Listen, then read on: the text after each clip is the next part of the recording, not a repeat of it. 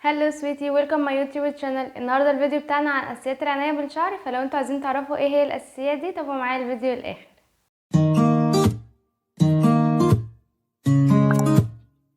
انا في الفيديو دوت مش هتكلم عن اي نوع برودكت، انا هتكلم عن كل برودكت بنستخدمه ازاي وايه الفايده اللي المفروض نطلع بيها منه، علشان حتى لما نيجي نشتريه نبقى عارفين ايه فايدته وازاي بنختاره مناسب لشعرنا. بس كده، اول حاجه هبدا بيها هو الشامبو. والشامبو انا شخصيا بصنفه لثلاث اجزاء او بستخدمه بثلاث اشكال. اول حاجه هو الشامبو العادي اللي احنا بنستخدمه للتنظيف، اللي هو مثلا مرتين في الاسبوع لو احنا شعرنا عادي، مره لو احنا شعرنا جاف، مرتين او ثلاثه لو احنا شعرنا دهني. ده الشامبو العادي اللي هو بنستخدمه علشان ينظف بواقي الزيوت مثلا بتاعت شعرنا، او لو احنا مثلا عاملين حمام زيت فبرضه ينظف الشعر كويس من حمام الزيت علشان ما يطلعش قشره وهكذا، او اللي هو مثلا يشيل الاتربه العاديه بقى بسبب الجو وهكذا. ده الشامبو العادي. طيب، تاني حاجه هو الشامبو المخصص للقشره.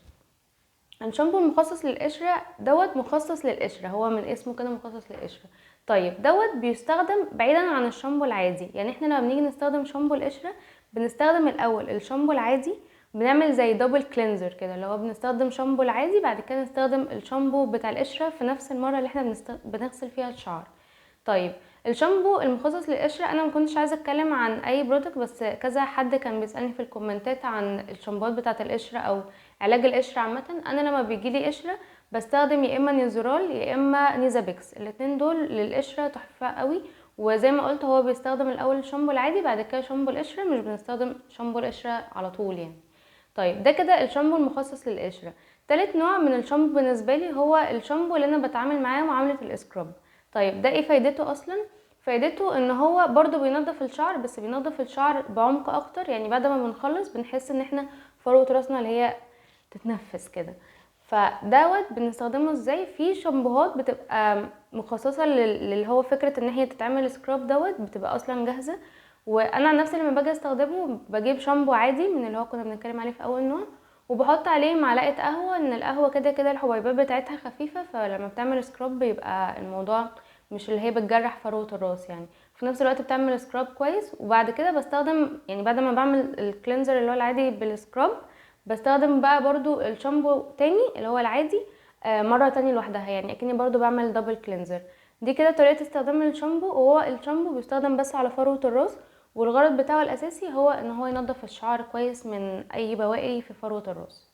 الشامبو ما بيتحطش على اطراف الشعر علشان بنشفها، هو بس بيتحط على فروة الراس، وبنقعد بيه مثلا بالكتير قوي دقيقتين، يعني ماكسيمم اكتر من كده هينشف فروة الراس. تاني حاجة اساسية في روتين العناية بالشعر هي البلسم. البلسم مفهوش كلام كتير، هو باختصار حاجة بنحطها علشان ترطب اطراف الشعر وقت ما نكون بناخد شاور. بيتحط في الجزء اللي هو كده، لو على حسب طول شعرنا، يعني لو احنا شعرنا قصير اوريدي هيتحط على الجزء اللي هو بتاع الاطراف بس، ولو شعرنا طويل طبعا بيتحط من الجزء اللي هو الرقبة لغاية تحت. دوت غرض ان هو يترطب بس اطراف الشعر. ما ينفعش خالص يتحط على فروة الراس، لان هو لو حط على فروة الراس هيخليها تبقى دهنية، وبعد كده هيطلع قشرة ويسد المسام وبعد كده يعمل تساقط. فهو باختصار ما بيتحطش خالص على فروة الراس، هو بيتحط بس على اطراف الشعر. الغرض منه ان هو يرطب الشعر مش اكتر. تالت حاجة هو حمام الكريم. طيب، حمام الكريم بيستخدم في ايه؟ برضو ان هو يرطب اطراف الشعر. حمام الكريم مش بيتحط على فروة الراس، بيتحط بس على اطراف الشعر بنفس معدل البلسم. طيب، كده ايه الفايدة ما بين حمام الكريم والبلسم او الفرق الجوهري ما بينهم؟ البلسم بيرطب اطراف الشعر، لكن حمام الكريم بيبقى بيدي ترطيب اعمق لاطراف الشعر. طيب، ما انا كده برضو ممكن اقول ان انا ما استخدم حمام الكريم على طول ما استخدمش بلسم. انا مش بحب فكرة ان احنا نستخدم حمام الكريم على طول، لان هو بيدي ترطيب اعمق واحنا كده كده بنكون بنستخدم حاجات تانية. فبخليه للفترات اللي هي مثلا بيبقى الشعر فعلا محتاج فيها ترطيب عميق قوي، زي فترة الشتاء مثلا او هكذا. لكن الاستخدام العادي انا بفضل فيه الصراحة البلسم. طيب، حمام الكريم بيتحط على اطراف الشعر مش بيتحط على فروة الراس. ممكن نستخدمه في حالتين: البلسم بيتحط وقت الشاور، حمام الكريم ممكن يتحط قبل الشاور كماسك ونقعد بيه مثلا بتاع ربع ساعة. لكن وممكن يستخدم كمان ان هو يتحط في وقت الشاور وبرضه نقعد بيه ربع ساعة، على حسب الاستخدام بتاعنا يعني. في حالات زي كده وحالات زي كده، لو احنا مثلا حاطين ماسك على شعرنا بس بيتحط على الفروه، فممكن نرطب كمان اطراف الشعر بان احنا نحط لها حمام كريم. لكن لو احنا حاطين ماسك اوريدي على الشعر كله فممكن نستخدم حمام الكريم وقت الشاور. طيب احنا كده خلصنا الجزء اللي هو بيبقى جوه الشاور ذات نفسه. الجزء اللي بره الشاور عندنا اول حاجه فيه وهو السيرم. السيرم بالنسبه لي من اساسيات شعري، لان انا ما بعرفش استغنى عنه من ساعه ما جربت ابدا استخدمه.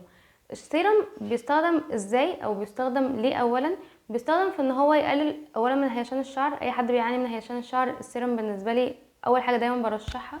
تاني حاجه ان هو على حسب نوع السيرم بقى، في انواع بتقلل من الضرر بتاع الشمس، في انواع مثلا بتحمي الشعر من الاتربه والحاجات اللي زي كده، فدي على حسب الانواع.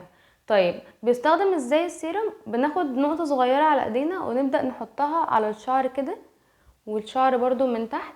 وممكن انا احيانا بحطها مثلا اللي هي كده، بحيث ان انا لو عندي اي بيبي هير من فوق ان انا اهدي الهيشان بتاعه واخليه ينام. السيرم بالنسبة لي مش حاجة اللي هي بتحل المشكلة مثلا بتاعة الهيشان، بيبقى محتاجة شوية ترطيب، بس هو بيحسن من شكل الشعر عامة. النقطة اللي بعد كده من بعد ما بنطلع من الشاور هو بديل الزيت او الكريم. ايه الفرق ما بين بديل الزيت او الكريم؟ هو يعتبر تحس ان هو مفيش فرق قوي، قد ما الفرق بالنسبه لي بيكون في فكره ان بديل الزيت بحسه اكتر بيليق على الناس اللي بتبقى شعرها محتاج ترطيب، لكن الكريم بحسه بيبقى انسب للناس اللي شعرها محتاج بروتين مثلا او ماسكات عامه حاجات زي كده.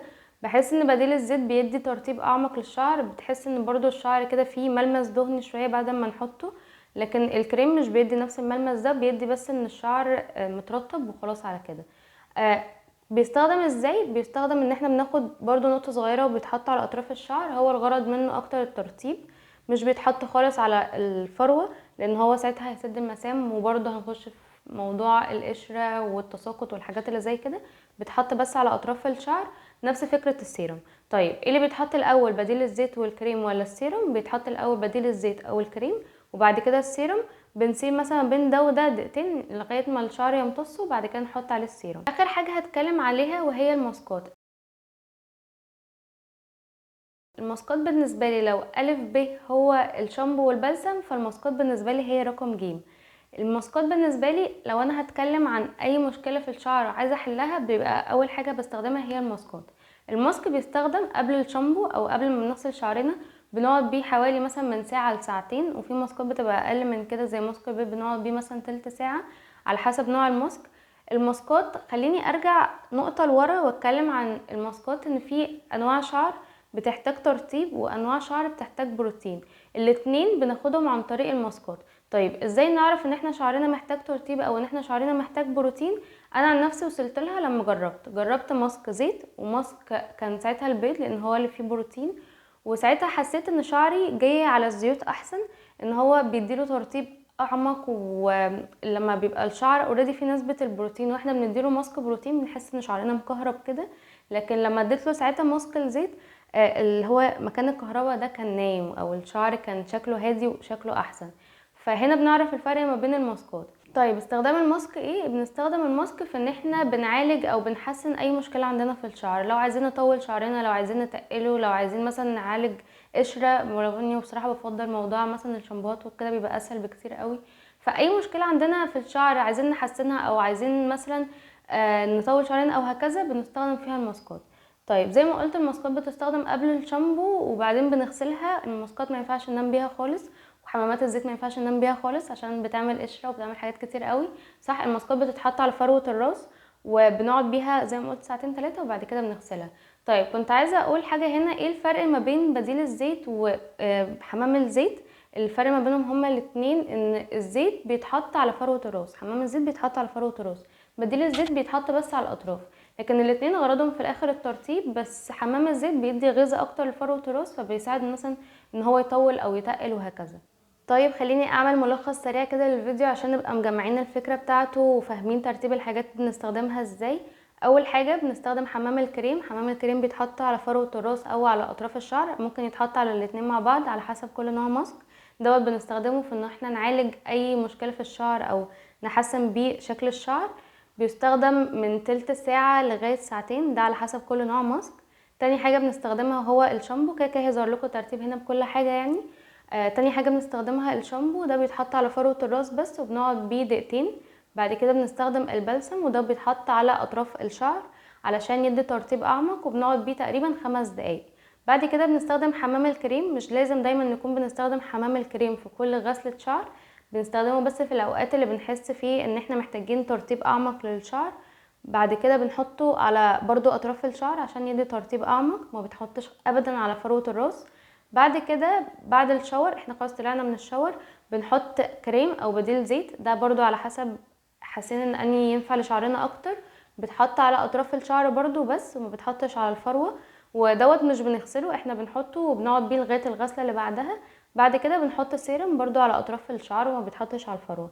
ده كده الملخص بتاع الفكرة كلها، وهنا هيتحط الترتيب بتاع كل طريقة استخدام. دي الحاجات اللي انا بحسها اساسيه للشعر. بيبقى في حاجات تانية طبعا، لو مثلا هنستخدم امبولات او هنستخدم بخاخ مثلا للشعر، حاجات زي روزماري مثلا او الحاجات اللي زي كده، او لو هنستخدم الديرمارول، يعني في كذا حاجه تانية. بس دي الحاجات الاساسيه اللي احنا بنستخدمها لو عايزين نهتم بشعرنا اللي هو مثلا مفيهوش مشاكل، او حاجات بسيطه يعني للاستخدام الاساسيه. بس كده اتمنى الفيديو يكون عجبكم، ولو عايزين نعمل لكم الفيديو التاني عن اللي هي الحاجات بقى اللي مش لازم تكون اساسيه قوي بس بنعالج بيها الشعر يعني، قولوا لي وانا هعمله لكم. ده كده كان الفيديو، اتمنى يكون عجبكم. متنسوش تعملوا لايك وشير وسبسكرايب، وتابعوني على الانستجرام وعلى تيك توك. وبس كده، باي.